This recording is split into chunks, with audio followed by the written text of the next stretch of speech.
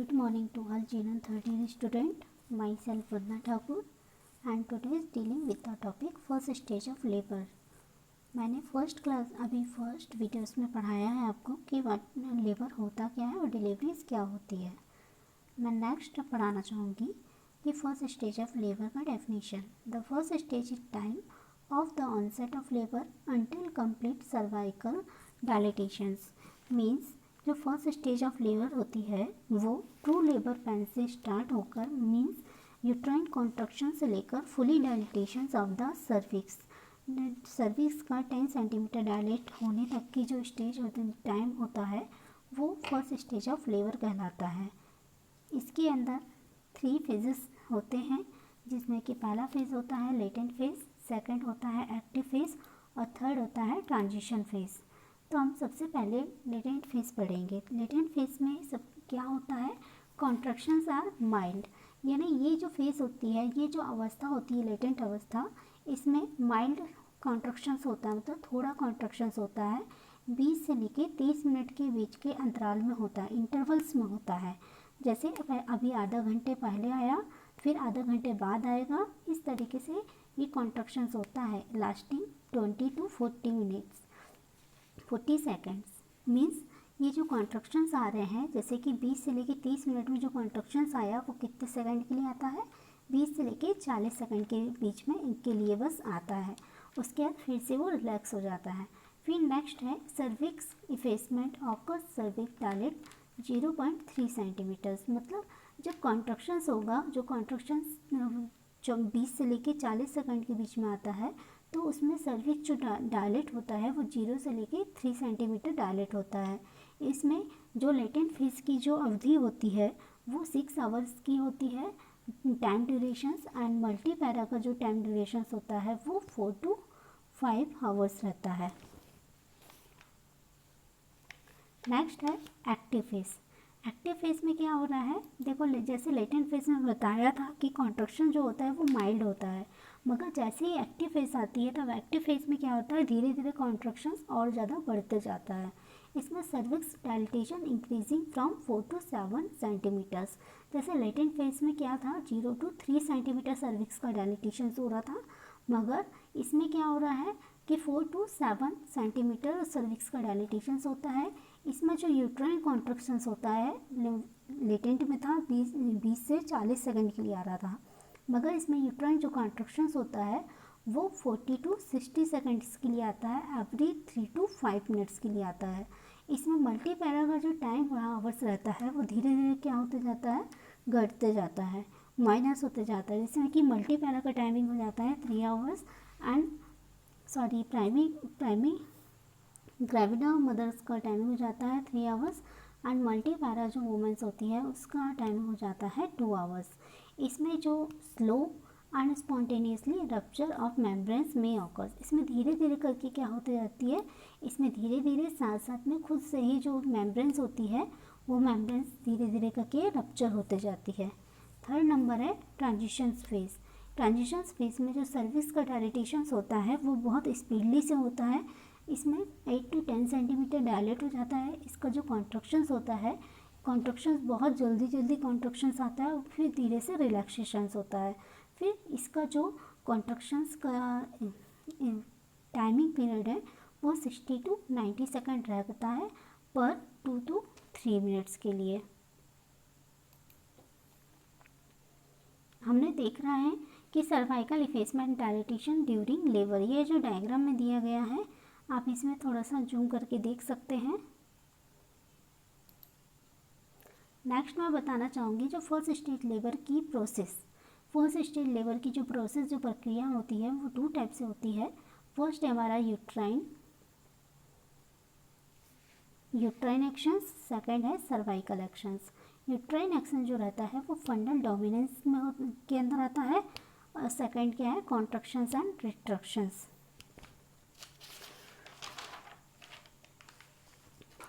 फंडल dominance का means होता है जो फंडस होता है, फंडस में लाइटनिंग की प्रोसेस होती है। और मैंने पहले वीडियो में पढ़ा चुका है कि लाइटनिंग होता क्या है। लाइटनिंग मीन्स होता है फंडस का धीरे धीरे लोअर सेगमेंट पे नीचे आना। ये फीटस क्या होता है, G5 स्टर्नम से नीचे सिम्फिसिस प्यूबिस तरफ नीचे की ओर आता जाता है, जिसे हम क्या बोलते हैं, लाइटनिंग बोलते हैं।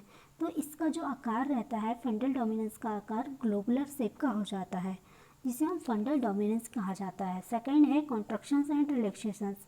कॉन्ट्रैक्शंस मीन्स क्या होता है, यूट्रस में कॉन्ट्रैक्शंस भी होता है और साथ में उसके साथ रिलैक्सेशंस भी होता है। मगर जो रिट्रैक्शंस होता है, रिट्रैक्शंस में ओनली कॉन्ट्रैक्शंस होता है मगर रिलैक्सेशंस नहीं होता है। दोनों का मीन्स अलग अलग है, कॉन्ट्रैक्शंस एंड रिट्रैक्शंस। कॉन्ट्रैक्शंस में कॉन्ट्रैक्शंस भी होगा और किसका कॉन्ट्रैक्शंस हो रहा है, यूट्रस का कॉन्ट्रैक्शंस होता है, साथ में उसके साथ रिलैक्सेशंस भी होता है। मगर रिट्रैक्शंस में सिर्फ यूट्रस का कॉन्ट्रैक्शंस होगा और रिलैक्सेशंस नहीं होगा। इसके बाद मैं बताना चाहूँगी कि यूट्रस का कॉन्ट्रैक्शन किस तरीके से होता है। फर्स्ट है, जैसे कि मैंने बताया एट टर्म, मतलब 9 मंथ जब कंप्लीट हो जाते हैं, जब डिलीवरीज का टाइम आ जाता है, उस टाइम पर CRH मतलब CRH मतलब क्या होता है, कॉर्टिकोट्रोपिक रिलीजिंग हार्मोन्स। कॉर्टिकोट्रोपिक रिलीजिंग हार्मोन्स क्या होता है, रिलीज होता है। और कहाँ से रिलीज होता है, फीटस के हाइपोथैलेमस से। फीटस के हाइपोथैलेमस से CRH जो हार्मोन्स होता है वो रिलीज़ होता है। उसके बाद जब वो रिलीज़ होता है तो वो कहाँ पे जाता है, एंटीरियर पिट्यूटरी में जाता है। एंटीरियर पिट्यूटरी में जाकर वहाँ से वो रिलीज़ करता है।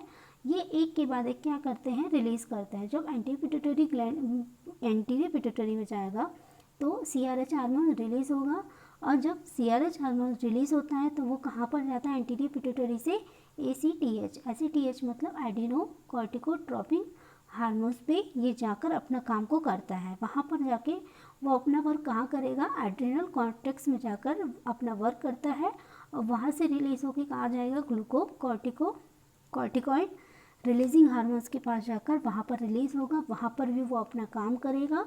साथ में उसके बाद जब वो ग्लूकोकॉर्टिकॉइड रिलीज होगा, वहाँ उसके कारण क्या होता है, जो प्लेसेंटा होता है, प्लेसेंटा भी स्टिमुलेट होने लगेगा। जब प्लेसेंटा स्टिमुलेट होगा तो इस कारण से ईस्ट्रोजन जो हार्मोन्स होता है वो इंक्रीज़ हो जाएगा, और प्रोजेस्टेरॉन जो हार्मोन्स होता है वो धीरे धीरे करके डिक्रीज़ होता है। जब ईस्ट्रोजन हार्मोन्स इंक्रीज़ हो जाएगा और प्रोजेस्टेरॉन हार्मोन्स जब डिक्रीज़ होने लगते हैं तो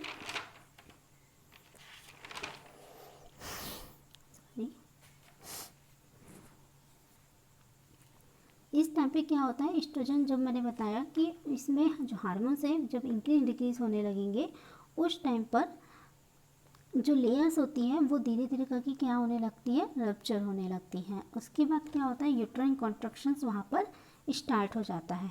यहाँ पर एक और चीज़ मैं बताना चाहूँगी, जब हमारा जो प्रोजेस्टेरॉन हार्मोन्स है जब डिक्रीज़ होता है और ईस्ट्रोजन हार्मोन जब इंक्रीज़ होता है, उस टाइम पर फैलोपियन ट्यूब में जो ओपनिंग होती है, फैलोपियन ट्यूब में जो ओपनिंग होती है उसे बोला जाता है ट्यूबल ओस्टिया के नाम से जाना जाता है।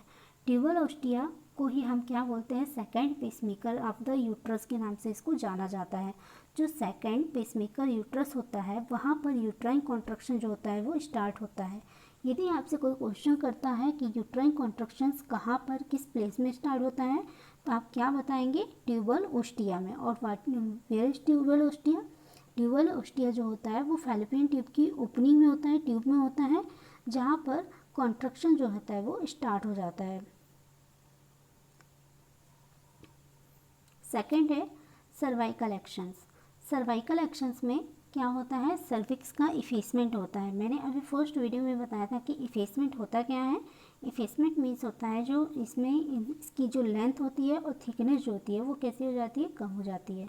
तो सर्विक्स का इसमें इफेसमेंट होगा, मतलब सर्विक्स जो रहता है वो थिकनेस हो जाता है, इसकी लेंथ कम हो जाएगी। जैसे कि एग्जांपल 4 to 5 सेंटीमीटर लेंथ होनी चाहिए, तो वो कैसे हो जाती है, कम हो जाती है। तो यूट्राइन कॉन्ट्रैक्शन जैसे जैसे इंक्रीज होता जाता है तो सर्विक्स की लेंथ कैसे होती जाती है, कम होती जाती है।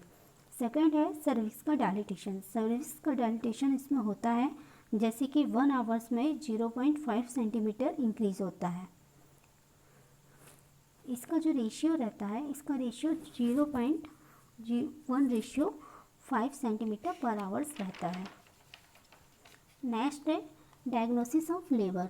डायग्नोसिस ऑफ लेबर जो रहते हैं वो इसमें 3 प्रकार का पेनफुल कॉन्ट्रैक्शंस होता है। फर्स्ट होता है हमारा ब्लडी शो, सेकंड होता है रप्चर ऑफ द मेम्ब्रेन, इसमें जो शो प्रेजेंट होता है वो ब्लड के साथ बाहर आता है, म्यूकोस प्लग। सेकंड है इसकी जो मेम्ब्रेन्स होती है वो रप्चर हो जाती है, और साथ साथ में जो सर्विक्स होता है फुली तरीके से डायलेट हो जाता है। नेक्स्ट क्या है, management of the first stage of labour. First है इनिशियल असेसमेंट। इनिशियल असेसमेंट में हम सबसे पहले उसका कॉन्ट्रैक्शंस देखते हैं। ऑनसेट कॉन्ट्रैक्शंस देखा जाता है, उसकी फ्रीक्वेंसी एंड ड्यूरेशंस देखा जाता है कि कितने अंतराल में उसको किस समय में कितने सेकंड के लिए कॉन्ट्रैक्शंस हो रहा है। नेक्स्ट है मेम्ब्रेन। मेम्ब्रेन देखी जाती है किसी प्रकार का वो रप्चर तो नहीं हुआ है। लिक्योरोमिनी, लिक्योरोमिनी मतलब एमनियोटिक फ्लूइड को देखा जाता है। सेकंड है क्लिनिकल एग्जामिनेशन।